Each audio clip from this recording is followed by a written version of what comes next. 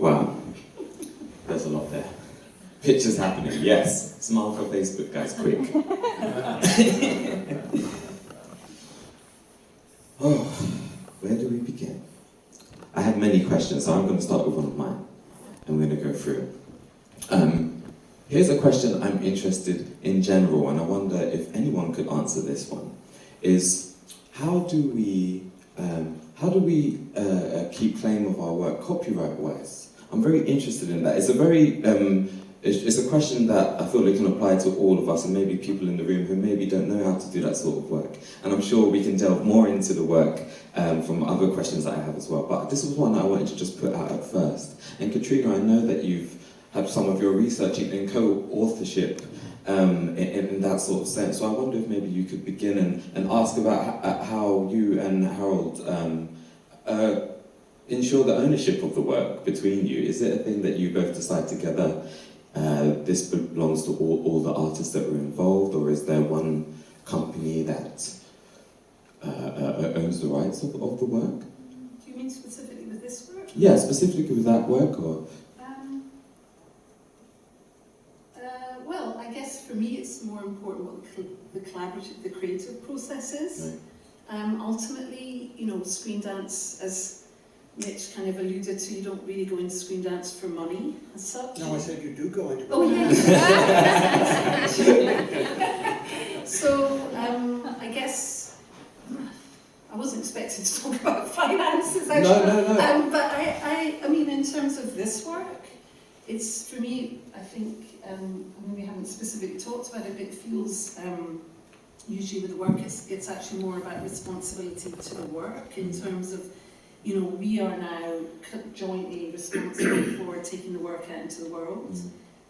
So that feels more important to me than who actually sort of technically has copyright of the work. You know, I mean, I suppose technically you could say the people that we paid to work on the film wouldn't necessarily have the copyright of the film. That would lie with ourselves as the directors and producers of it. But I think it's very difficult, you know, in some situations I've had in the past, I've, you know, lost the copyright to films, or the copyright's been between different organisations, or, I mean, it's a very difficult and a big question about sustainability for artists working within Screen.Dance. I think we have a system at the moment where it's quite difficult to monetize, and I think just, you know, linking to, for example, the In Motion series, one of the incredible things about working in conjunction with the BBC, which was, you know, thankfully, Anita stuck with the form filling, because ultimately the great thing about it is we were actually able to pay people properly to work on the films, and the artists featured, the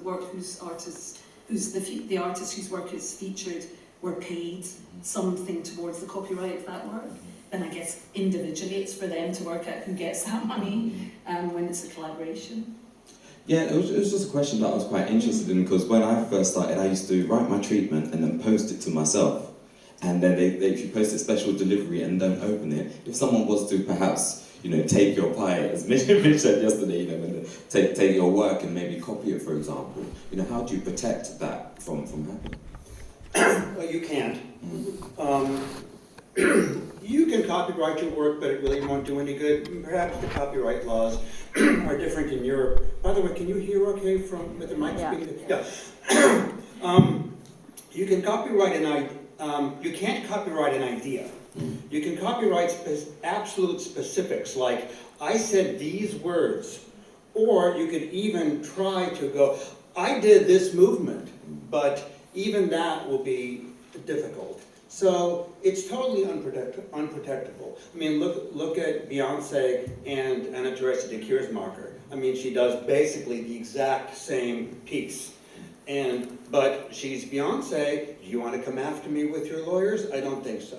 So work is completely unprotectable. Now, the question of ownership is a different thing. And that's, I think, just a code of honor. Most of my works, there's no money involved. I just make them myself, and I pay a composer.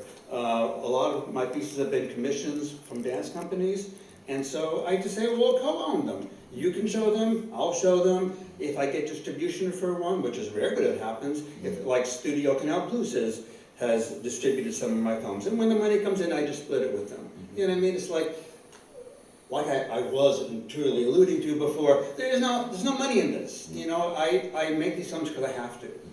I'm only happy when I'm making something. So it isn't too much of an issue. I've seen many people copy my work over the years. I've seen my work in commercials and things like that, and there's nothing you can do about it. So. Great, well, thank you guys for that. Yeah, I know it was a big question to start off with, but I just want to kick it off with something that I was in my mind on the train down. I was like, this is a question I really wanted to ask. Sorry.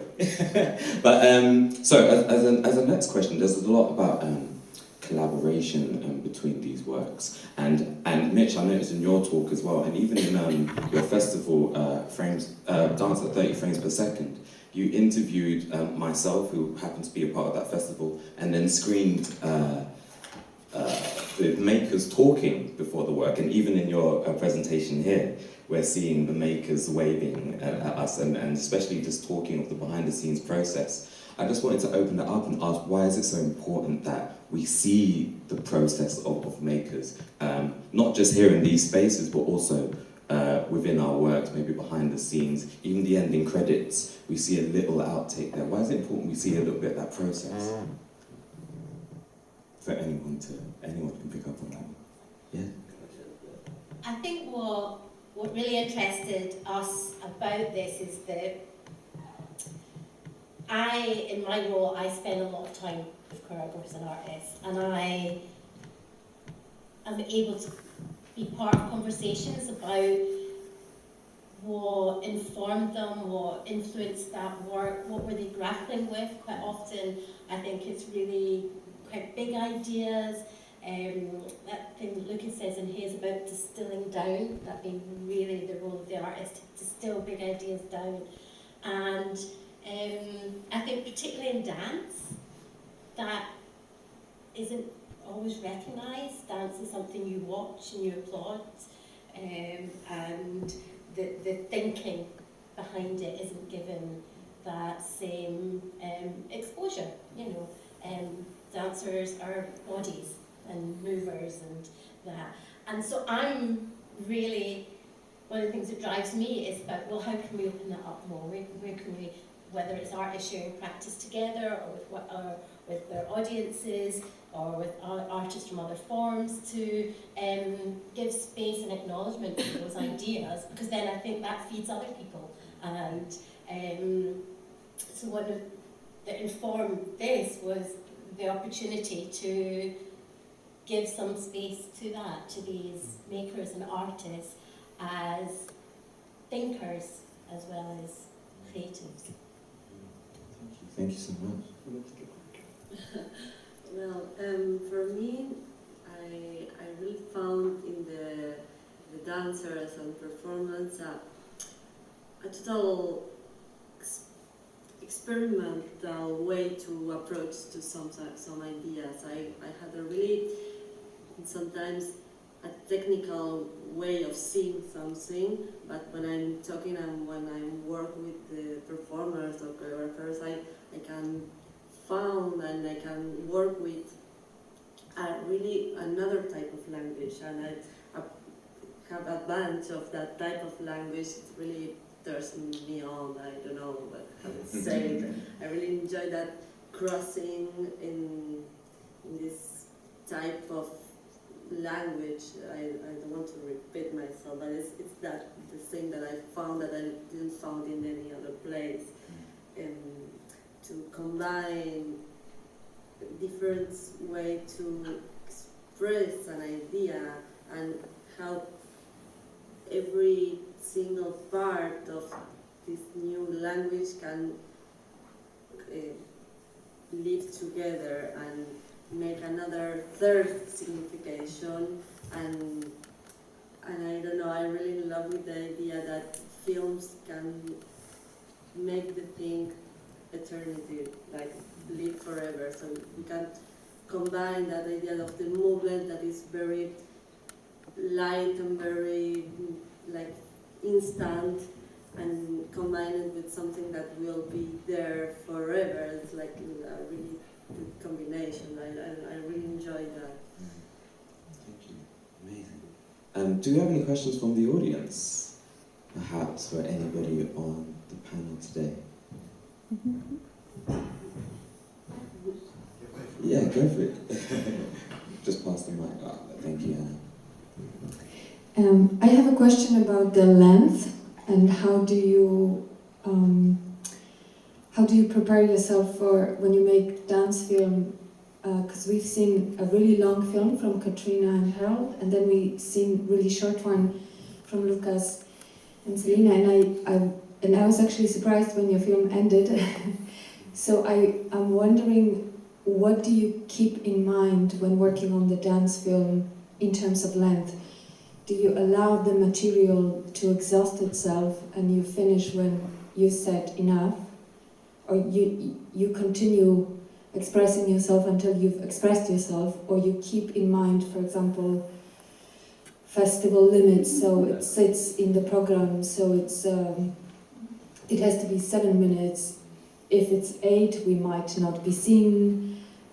So what are your thoughts as filmmakers in terms of how do you combine this creative urge to take things out and then, you know, programs and span of contemporary audience, and yeah, how do you work with it? And yeah. Why don't you go down the panel, each person say something about it? I think that for us, the length was kind of an issue as well, especially when we started to edit, because the kind of storyline started to appear also from the editing process. And we made a book to start with. Yeah, exactly. I'm going to get a pro. And then sometimes it's also a matter of the material you've been shooting. Like, for example, for us, after watching the film, we thought that we could have made it a little bit longer for the ending part of it, like the beach part, for example. But we were running out of material. So that was like a really, really technical issue there. But maybe Katrina, you can add something. Yeah, about we started the process because we hadn't worked together for such a long time. As soon as we started shooting material, we began to take screen grabs, which really was a talking point for the two of us in our collaboration in terms of and a shared aesthetic. And then we created a book, which is basically the kind of narrative of the film. And we then gave that book to Lewis, who's in the audience, who edited the film. And that was the beginning of that was kind of like the score for the edit. So in terms of length, it's a really good question. I think we also had in our mind, you know, where will the film be seen? If it's going to be screened in festivals, then, you know, from past experience, I know it's hard to get like a half-hour film in a festival. And yet, I think for both of us, we're really interested in the emotional content, and that needs time to develop. You have to kind of invest in that as an audience member. And personally, I'm interested in really looking at a longer form, and so trying to sort of test the waters with that a little bit. So there's many different questions about length. If there isn't a specific, you know, a commission says it has to be 5 minutes, then as you say, it's very much up to the artist, isn't it, to work out where they're going to position themselves as regards that. I'm very interested in short form, so I try to have my things be as short as possible. Before I was a filmmaker, I was a choreographer, and I always liked making short work then too. Almost all of my dances were 4, 5, 6 minutes long. All of my work has always been idea-based, like here's an idea, so present the idea and get out. Don't just keep developing and saying the same thing over and over again. Otherwise, you'd be saying the same thing over and over again, and you wouldn't be really developing, and you'd be saying basically the same thing over and over again. People get it, so why keep saying the same thing over and over again? So here's my idea. It's a gem. Bang. A gem meaning a distilled, dense thing. Here it is, and then some of them are gems, and then get out. Never sate people. Never go like, I've had enough, and now I'm going to watch 4 minutes more.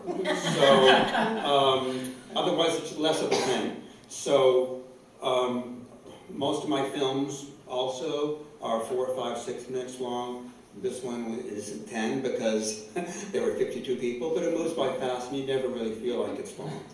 The film I'm working on right now is 9 minutes long. That's a long one, but every scene feels fresh and like the story's moving forward, so I don't have a problem with it. And I always tell my students, the answer to how long a film should be is it should be the right length. It should be like, I'm saying this much, there, I've said it, done. And if that means it's a long time, fine. If you're doing durational work, that's a different thing, like, I want you to get used to looking at this brick for half an hour. That would be the idea there, so that's okay too. But so I'd say like as short as possible. Well, I agree with you on it, but I think also that the length depends on the work that I will do. You know, I have an experience like of the other work that I do before this one I present that.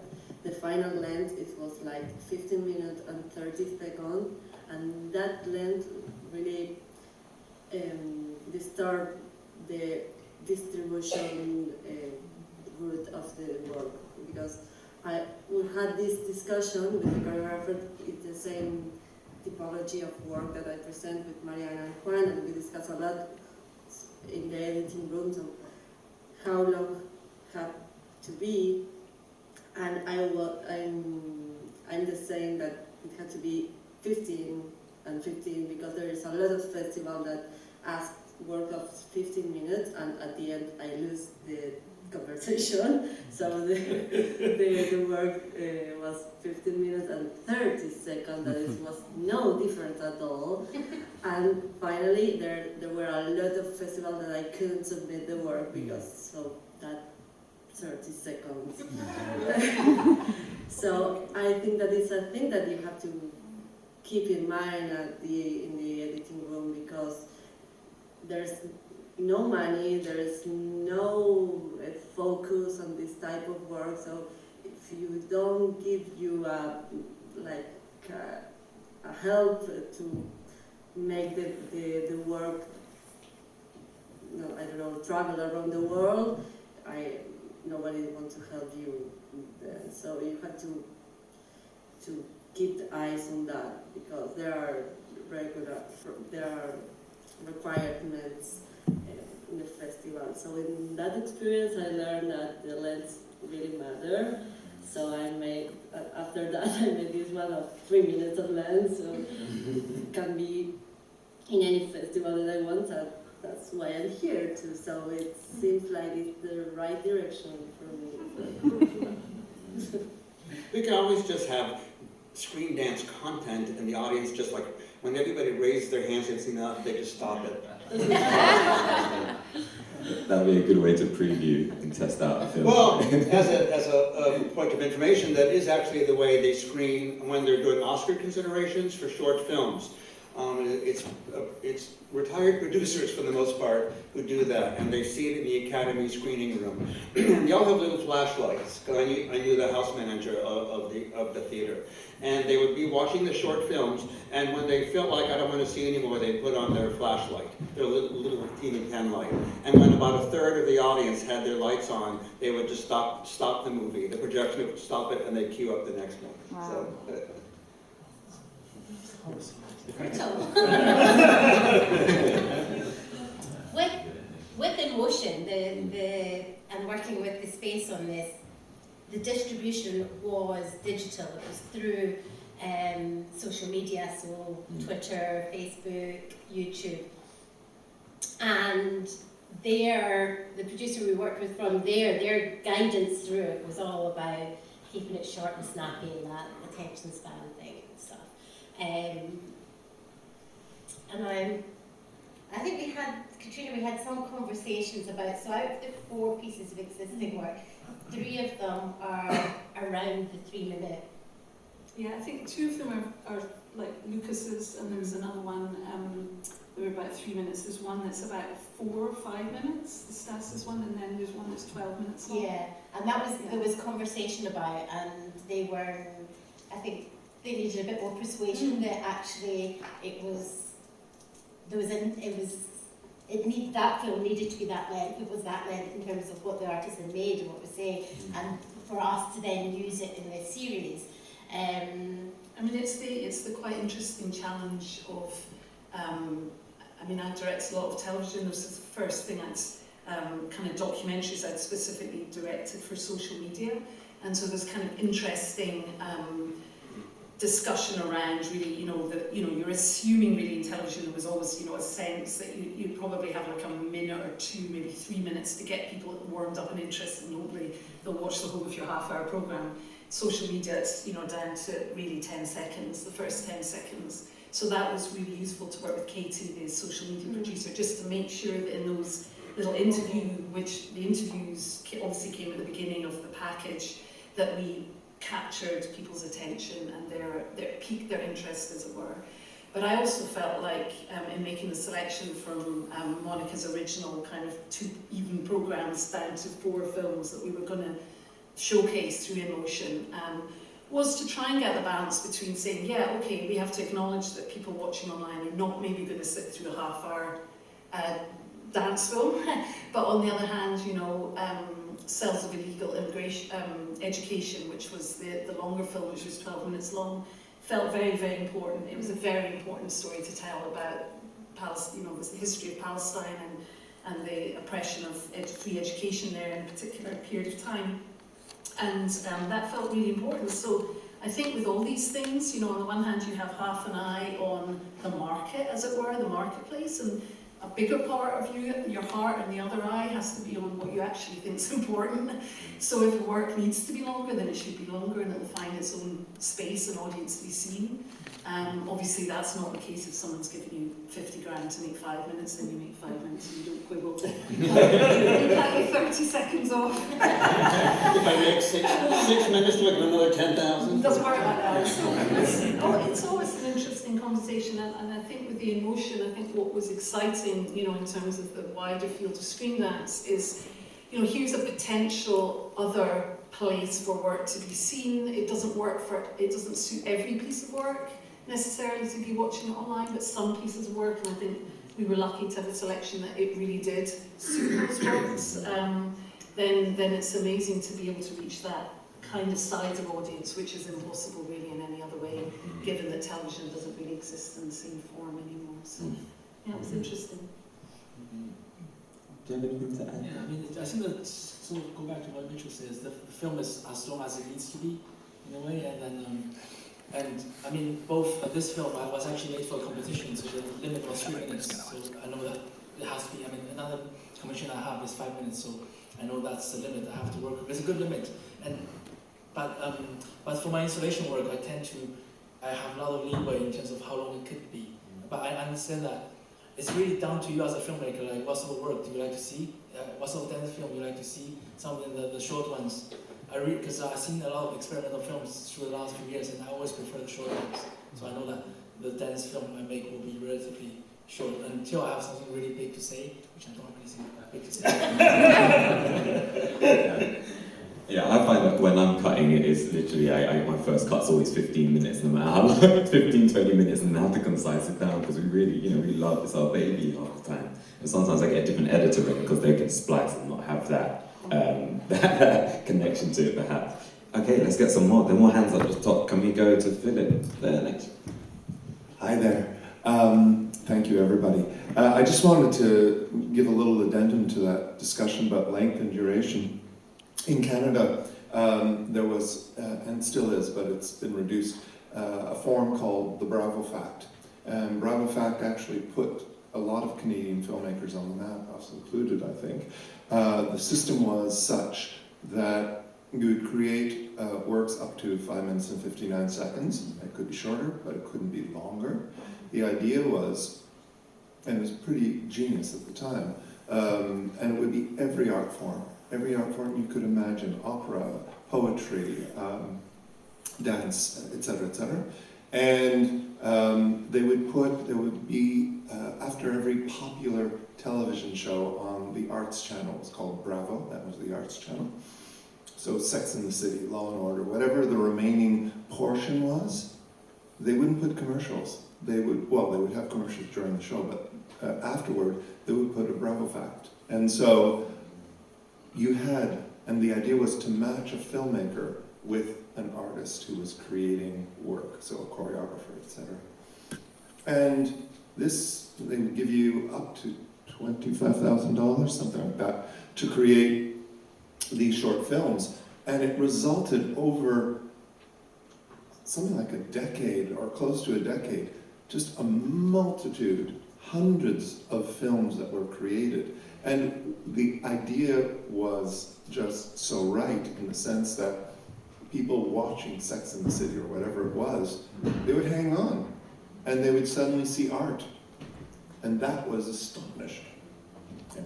But the television model is falling apart, so that couldn't work anymore.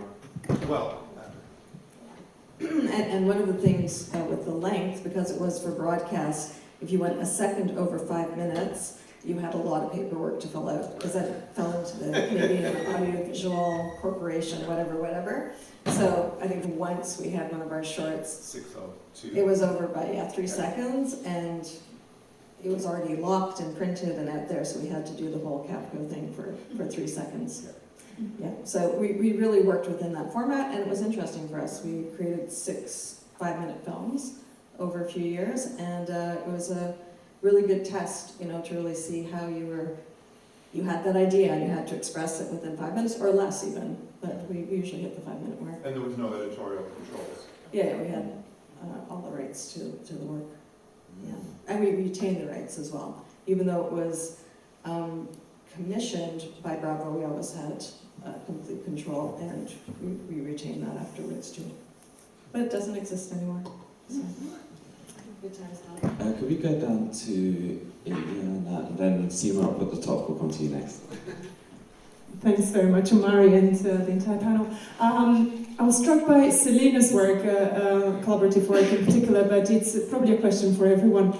How does Screen.Dance fare in galleries and museums? So your work was inspired, directly shot on location there, but was it shown in the museum at all? Sorry, I didn't. Was it shown? Was it screened? Was Yes, it exhibited? Yeah. In fact, it was thought to be in a museum installation.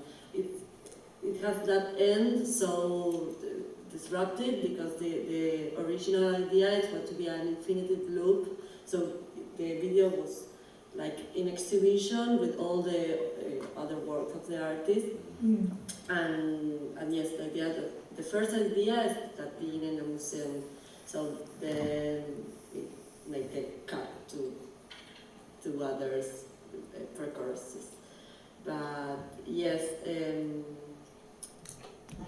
So I was just wanting to respond to Ileana's question, and before the screen, so Marlene and I were just talking to ourselves what an honour it is to both have a piece here, and the wonders that you've done representing and showing our work is just it's been really special. We were just talking about it, and I think it's been shown in many different contexts, screenings, and last night you introduced me to the Poet, this wonderful project where you'd had 15 pieces of artwork and asked poets to write in response, and how that had been screened, and unfortunately I'd not been able to come, but just wonderful. And it's a 3-minute film, and I agree, that has an arc, but I think it's been found a way to really for the public to engage in a different format, which has been wonderful.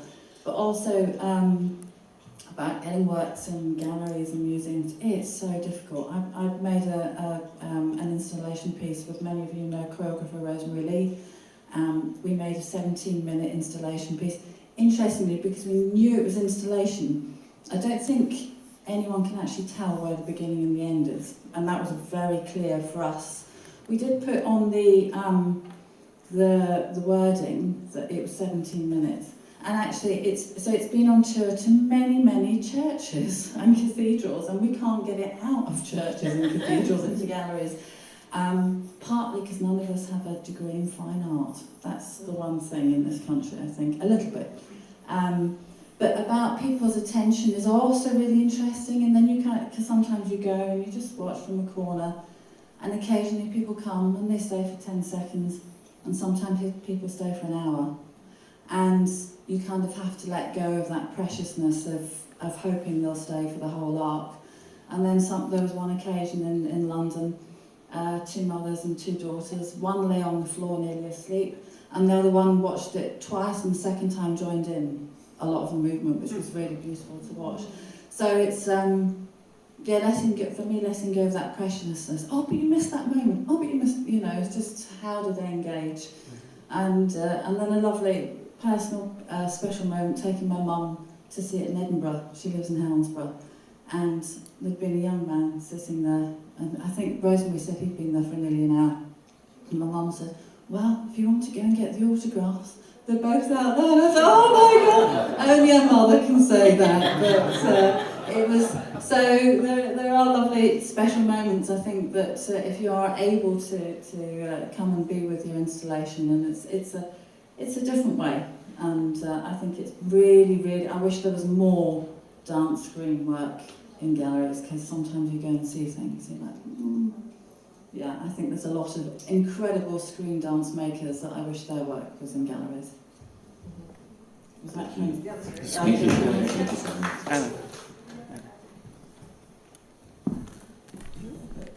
I think we've got time. We've got time. Yeah, we've got time for it. Yes, hello. I just wanted to throw one actually small aesthetics related question to Katrina and Harold.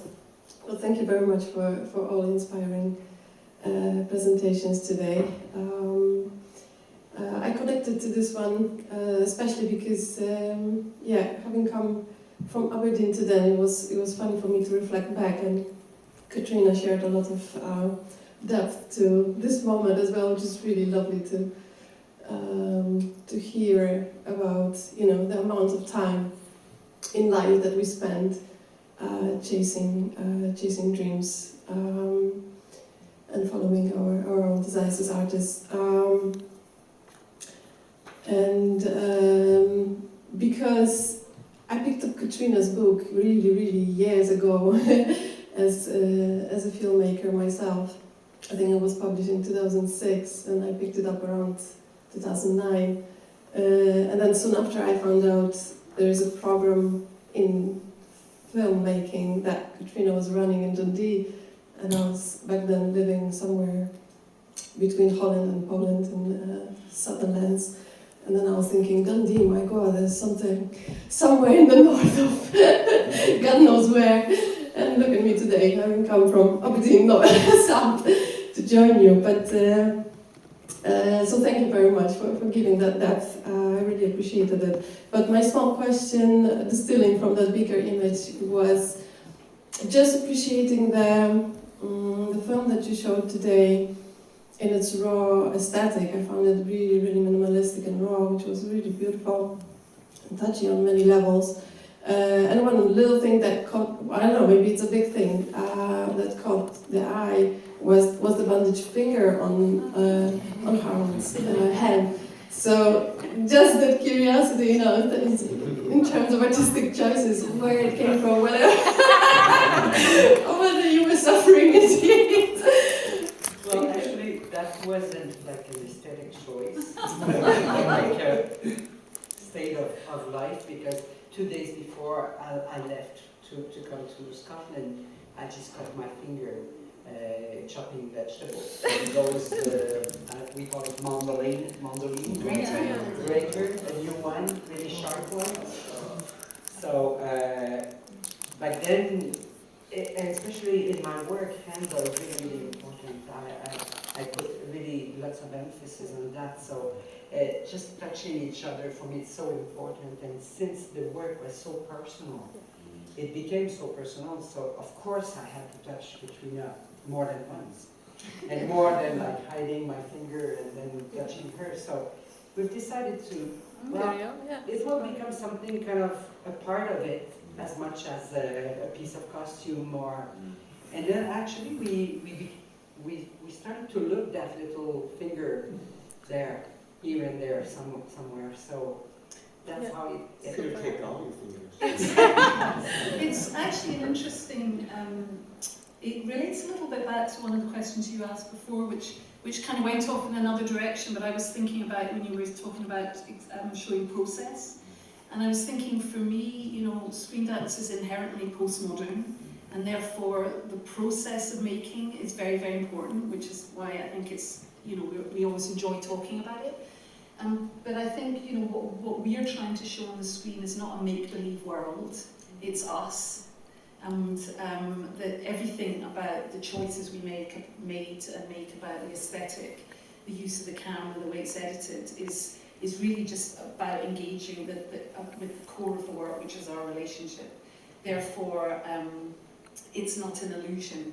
Therefore, you know, we weren't going to postpone, even if we could have, 2 weeks until your finger healed so that it looked right, or, you know, anything like that. So in a way, it is the key to our approach to making that particular piece of work. Was kind of, that's where we were in that moment in time. Somebody had, you know, Harold had a sore finger, both of us had hearts that things had happened to. We both had a shared history and we had a separate history, and that's kind of what we're presenting on the screen. So in a sense, it was quite symbolic, the little chaplain. Happy accident. Happy accident. I was hoping to hear that. Okay, well, Simi will be our last question for today. I'm the last question. I wanted to know, I'm a filmmaker, and I wanted to know how important is it about the camera that you use and the crew that you use and the production values? Because like in the UK, you can have a broadcast film, i.e. random out to Channel 4, where there's certain parameters that you have to work in terms of it being broadcast ready. How precious are you in terms of the sort of camera that you use or the sort of quality of production? How important is that to you?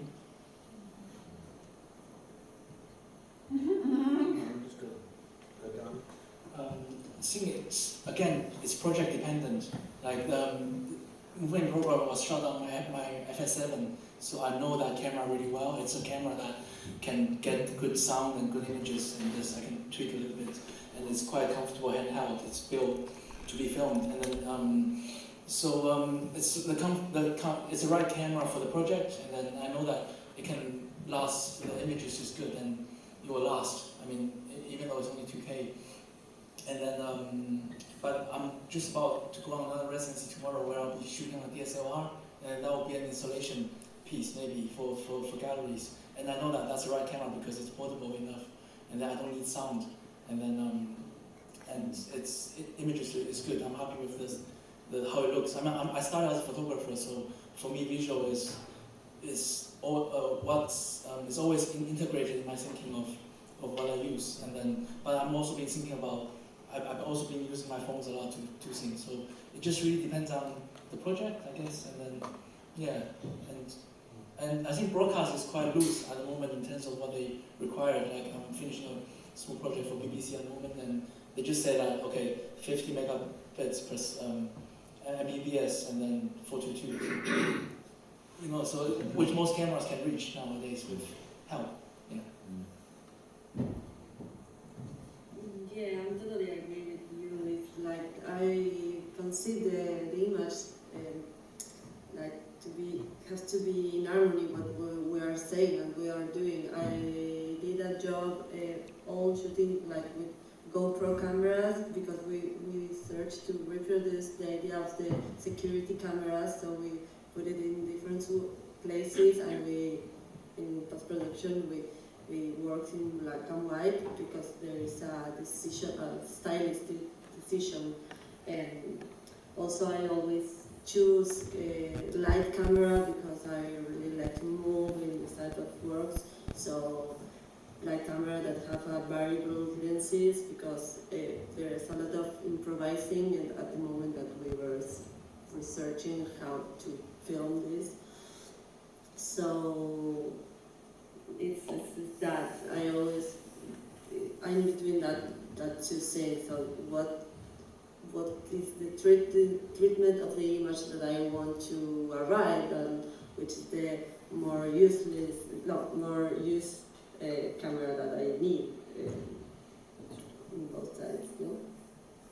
Yeah, but when I was starting out, it was just the camera you had. What do you have right now? I've got my one tripod and my one camera. And what can I do with this? Before kind of moving on. Yeah, no budgets and all these kind of things. You just start with what you have, and then getting into more and more festivals. I had this urge to want to get more digital and higher resolutions, because I saw that that's maybe where the people who are winning, perhaps, and there was this kind of urge to do that. And now in the Masters, we do a lot of study. We read a reading recently called In Defense of the Poor Image. And there was a filmmaker called Dara Friedman who made this piece about intimacy. And what she did is that she went back to 16mm film, because the image, she kept switching between the two, between digital and film. And when it went to the film, the softness of film that I had forgotten about, like I hadn't seen in such a long time, that I could see a body and kind of feel, I don't know, there was just such a softness to it. And then when she switched to the digital, it was too much almost.